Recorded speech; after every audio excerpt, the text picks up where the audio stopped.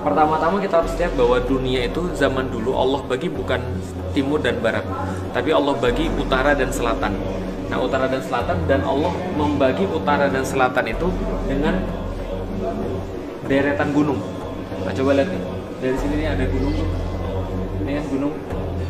Nah, di sini gunung, gunung, sampai kemudian sampai Cina nanti juga gunung. Jadi dari timur sampai ke barat semuanya gunung semua.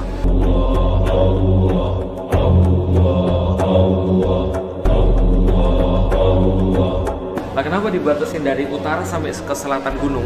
Karena di utara ini ada sesuatu yang berbahaya, sehingga mereka nggak boleh ganggu yang sebelah selatan. Nah, apa yang berbahaya? Ceritanya begini.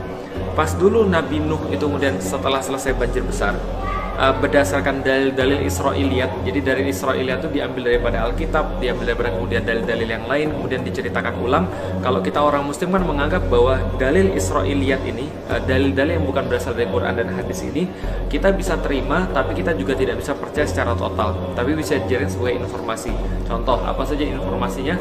Salah satunya adalah bahwa setelah selamat itu Nabi Nuh punya 3 anak yang selamat diceritakan, yang laki-laki, Sem, Ham, dan Yafid. Namanya siapa? Sem, Ham, dan Yafid. Nah, Sem ini dikasih wilayah pertengahan dunia, nah, di daerah Syam. Makanya namanya Syam. Diambil dari namanya Sem.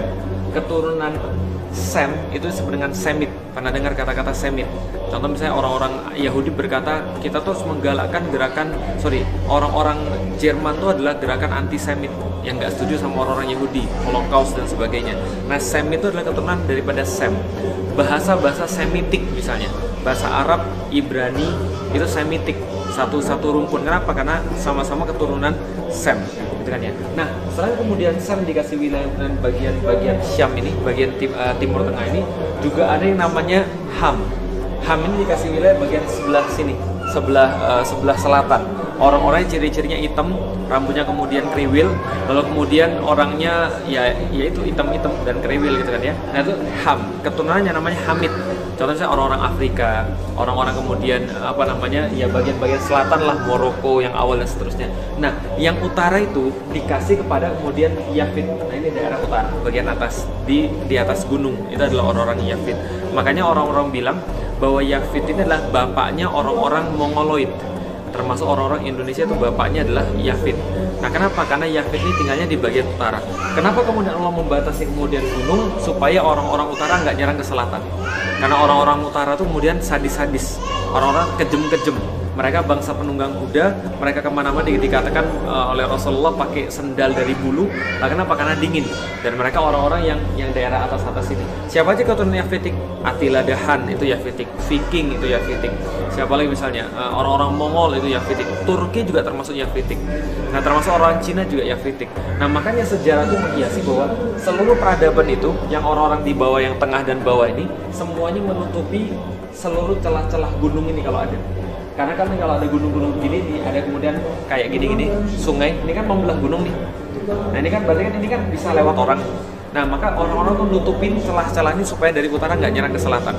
Contoh misalnya Cina itu kemudian walaupun mereka Yafitik juga, mereka nutupin dari Mongol untuk nyerang ke sebelah selatan. Dari sini juga sama. Orang-orang nutupin ini juga. Orang-orang Itali, daerah Eropa sana juga nutupin dari atas. Kalau pernah baca Asterix dan Obelix itu juga sama kan. Ceritanya seluruh peradaban di dunia dari timur sampai ke barat tuh menakutkan orang-orang yang sebelah utara.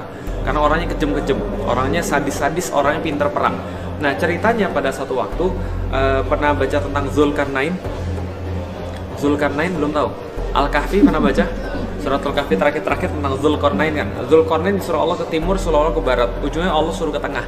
Di tengah itulah kemudian dia diminta oleh kaum untuk kemudian menutupi sebuah celah yang kemudian jadi tempat menyerangnya Ya'juj dan Ma'juj. Nah, Ya'juj dan Ma'juj ini golongan Yafitik.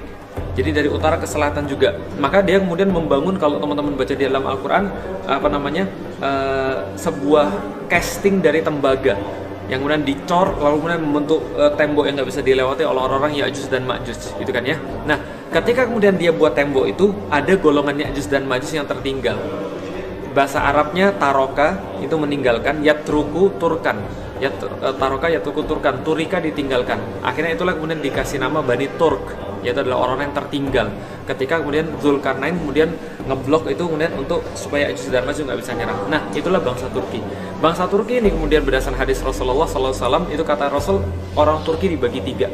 Ada yang kemudian tetap dalam agama nenek moyang mereka, ada yang kemudian memerangi Anda, ada yang kemudian masuk Islam lalu kemudian membantu Anda. Nah, inilah Turki yang kita kenal sekarang.